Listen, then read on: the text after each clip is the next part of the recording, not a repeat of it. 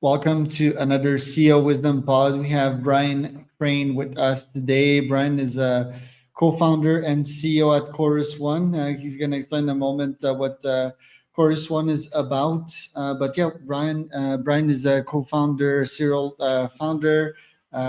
He's been in Europe for quite some time and in the blockchain ecosystem for I would say more than a decade now. So, Brian, welcome to the podcast. Tell me a bit more about yourself and what you're up to nowadays. Yeah, thanks for having me on, Charles.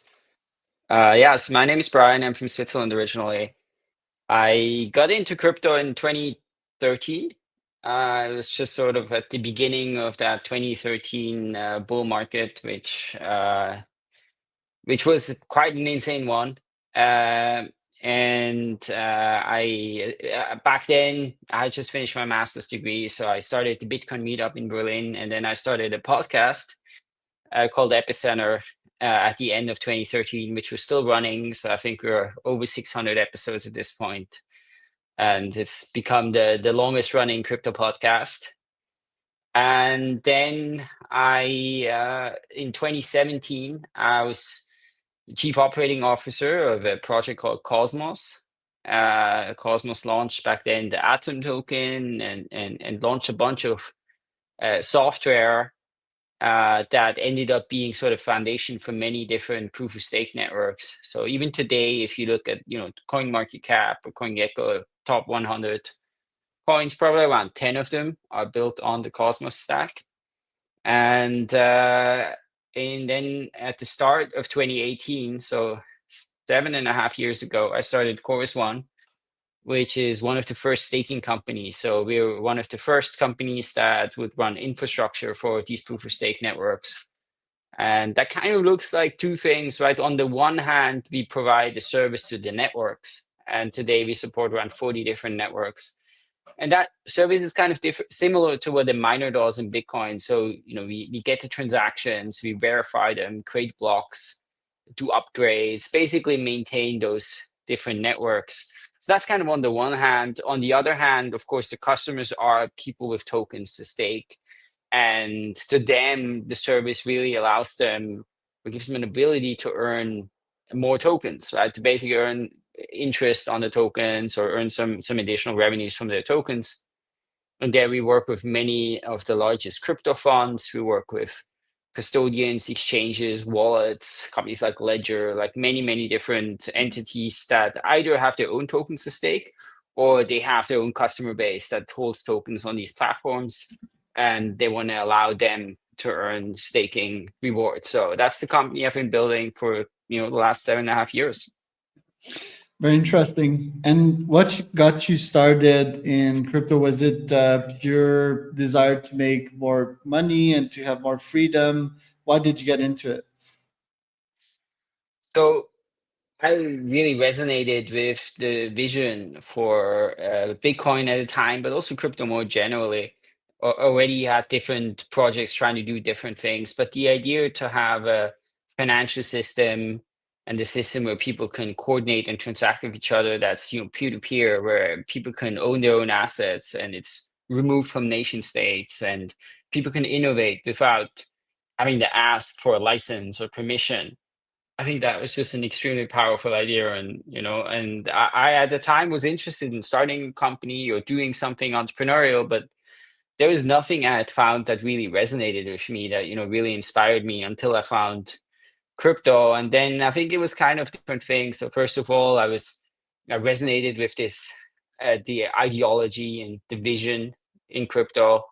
But I also felt this was the very beginning of something that would become massive and transformative. So it also did feel like this was a great opportunity from a career perspective to focus on this nascent space. And fortunately, that has played out like that, and it has indeed grown a tremendous amount. I mean, I remember back then, the entire crypto market cap was a few hundred million. And of course, today we are at multiple trillions. So this has, grown more than 1,000x in that time, and has become, really a very vibrant industry. And today we see a huge adoption on many different dimensions, from Bitcoin gaining a ton of traction On the institutional front, we see fintechs like Robinhood and Revolut going heavily into crypto. We see stable coins becoming just a big part of finance infrastructure, payments, and we see a lot of people building interesting and cool decentralized applications on proof of stake networks that allow a lot of transactions, a lot of throughput, smart contracts, and that can, I think, play a huge role in the future in terms of how our economy look like and functions. What did it take you back then to start Chorus and get it off the ground? Yeah, so first of all, the opportunity seemed quite obvious to me. So we had Cosmos that was about to launch, but many other networks were also planning to switch to proof of stake or launch new proof of stake networks. So Ethereum was planning to switch to proof of stake. You had new networks like Polkadot, Tezos, and many others. They were all planning to use proof of stake in the future. And my background was in economics and in game theory, and it just seemed to me very clear that proof of stake would be a more efficient and more scalable way to operate blockchain networks. So I think the opportunity there was pretty clear. The Cosmos team was very, very messy. It was, brilliant vision, a lot of great people, but as an organization, it was complete chaos. So it was also something where I felt like it was hard for me to really contribute effectively. And then, I had my co-founder too, and he was just an amazing guy and a close friend. And so the idea of starting something together with him was very exciting to me. And then we decided to go ahead with it. For me, a big driver was that I felt building a company would just be an enormous learning experience. So it didn't feel totally ready in terms of being a founder and a CEO. I would say my work experience was fairly limited, but fortunately, it's turned out pretty well. And why proof of stake precisely? And if you can explain to the non-technical audience here, like what proof of stake is and why you decided to do it better. Yeah, for sure. I'm happy to talk about that. So many people might be familiar with Bitcoin, and the way Bitcoin works is that the new block is created on average every 10 minutes. And the party that produces the new block, basically everyone has to compete in this race and they have to produce all these hashes. And whoever kind of gets a hash that fulfills a certain characteristic, they can mine the block.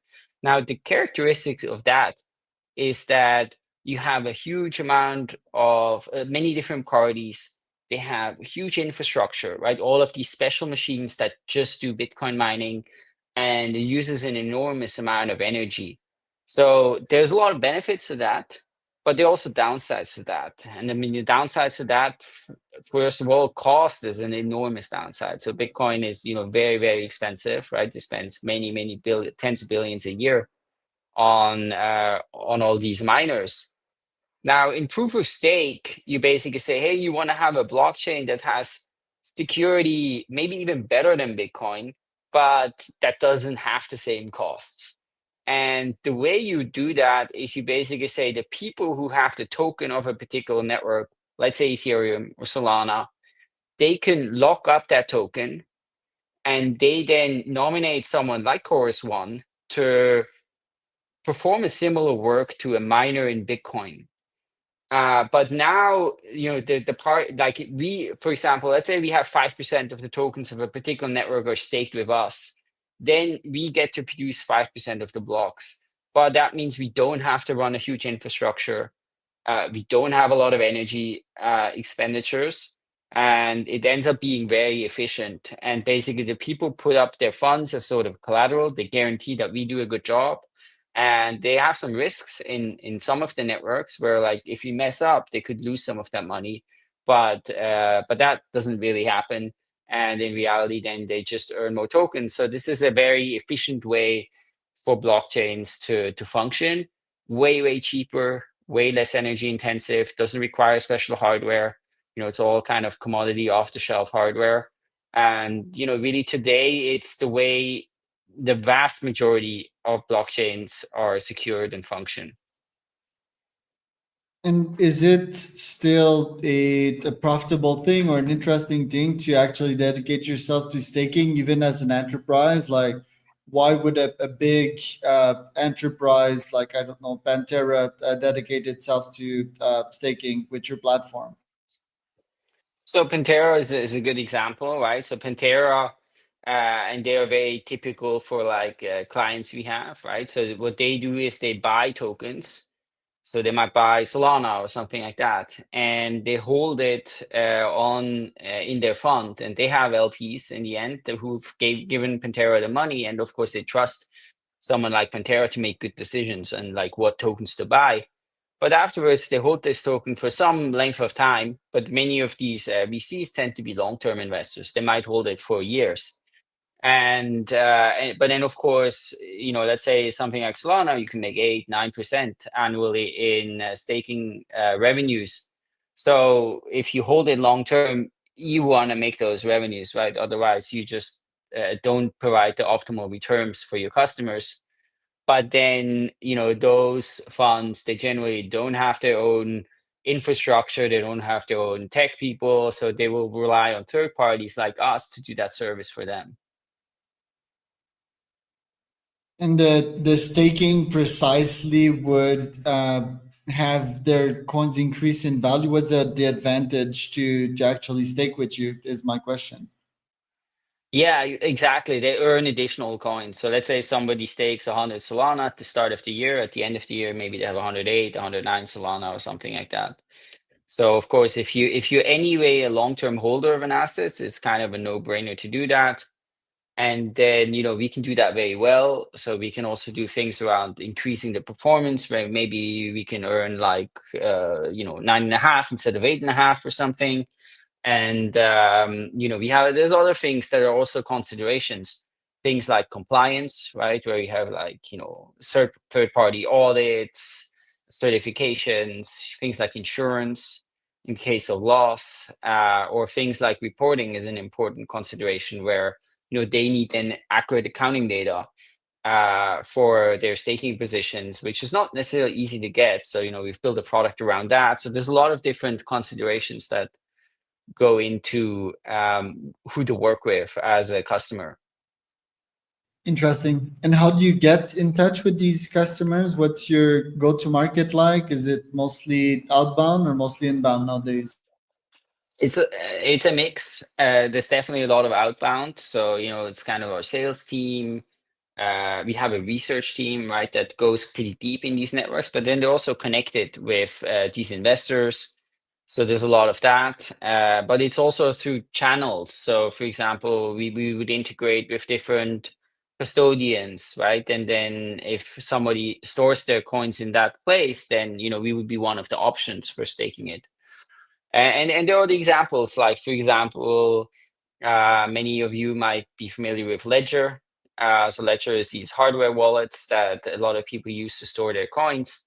Ledger has also its own kind of wallet called Ledger Live.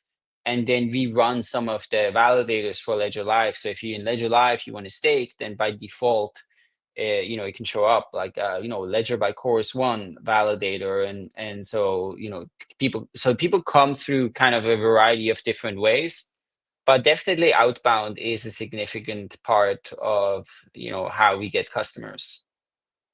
And what's been challenging about running that business? Is it quite technical? Is it also stressful to manage like such important operations for these big companies? Um, it's definitely technically challenging, right? Because you do have to have a lot of, it has to run all the time, right? There can't be downtime, right? You can't mess it up. So it does mean we have a large engineering team, and many of these people are, and we have a large on-call rotation too. So 24/7, someone is available. If there's an alert, someone has to go and fix it. So that's definitely an important part of it, and it's one of the core capabilities we have to build up to do this well. I think what's challenging about the business, there's different aspects that are challenging about the business. I think the volatility is a big challenge, right? So because in the end, our costs are people.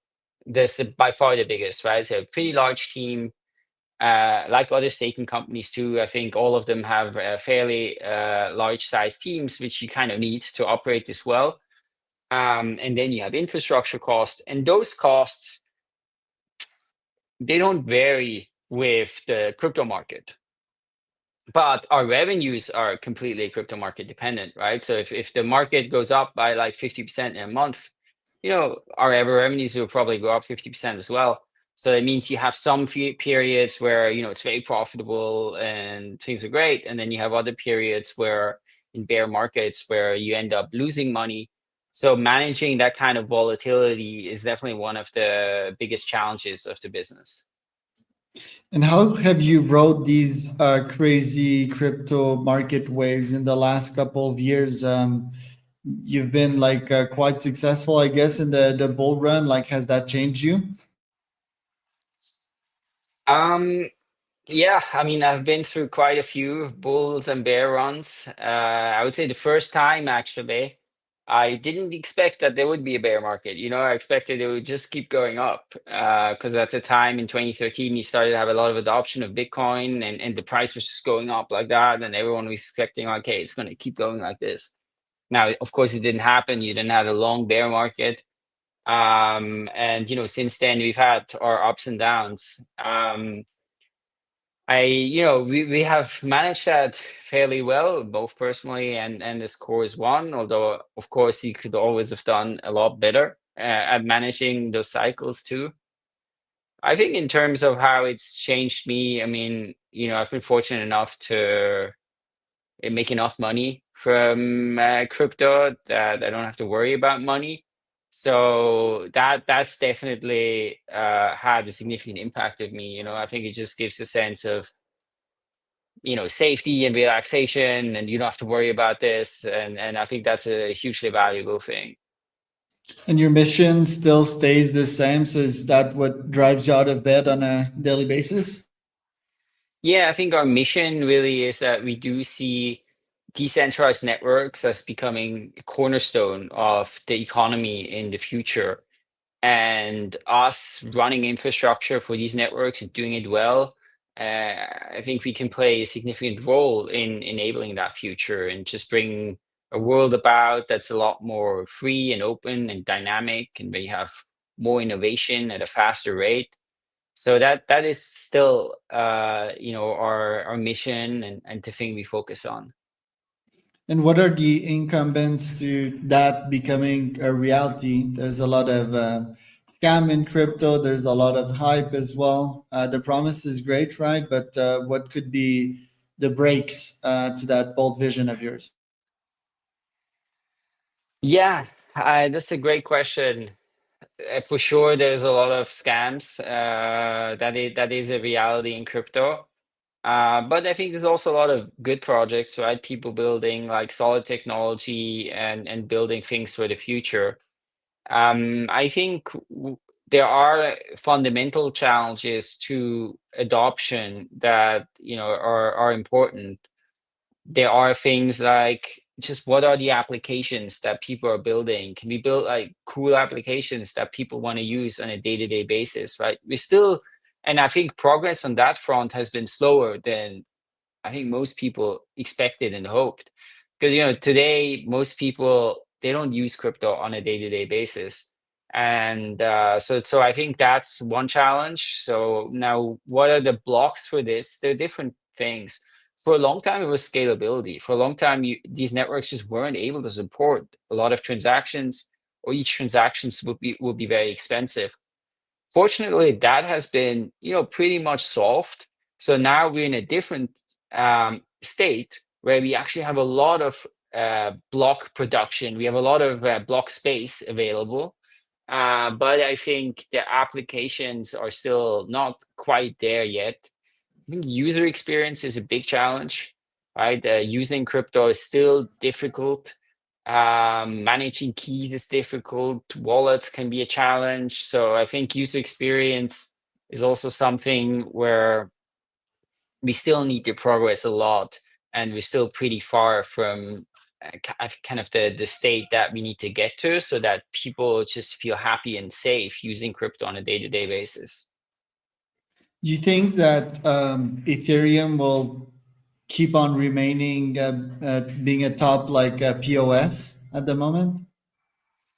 I think it will. Yeah. I mean, I think Ethereum has, has a very strong community. They have a very long-term focused culture, right? Where they're very careful about changes. They really think through it. They're very rigorous, and so I think it's quite unique in that regard. And the Ethereum scaling roadmap, basically enabling a lot of L2s, is also working pretty well. I mean, we just saw Robinhood announce their chain, and that was an Ethereum rollup, right? So we see that kind of thing happening. Ethereum has, I think there are things that Ethereum could have done better. I think Ethereum Foundation was probably too research heavy and not enough focused on execution and engineering. But there's been changes at the foundation, so I think they are moving more in that direction.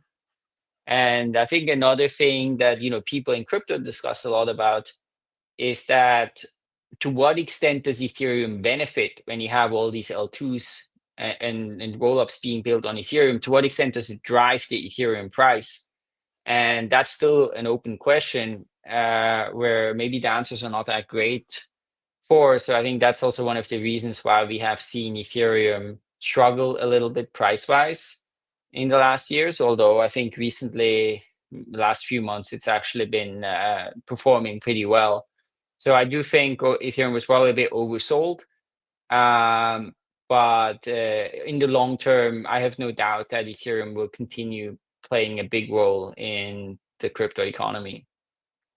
You also launched a $30 million fund not so long ago. What was the logic behind it? What's your investment thesis? And yeah, what are you expecting from it? Quick exits or 5 to 10 year runway? Yeah, so basically, we have been fairly fortunate in making a decent amount of money with Chorus One early on. And at the same time, we were connected and working with all these new protocols, from very early on that would go on to launch layer ones or other types of protocols. So, of course, the question was, oh, maybe we should invest in some of them. So we started doing that, and we've done quite a lot of investments. I think we've done 90 different investments sort of over our time. Um, and actually the guy who was leading Chorus One Ventures for the first few years, Xavier Megan, he kind of we spun off a VC fund called Fractis that we're the anchor investor in, and I'm also on the investment committee together with Xavier. But that's a traditional VC fund with external LPs. So I'm also pretty involved in that, and that's like a pre-seed crypto fund, where we really tend to be first check in new projects, and that's also a very exciting thing to work on.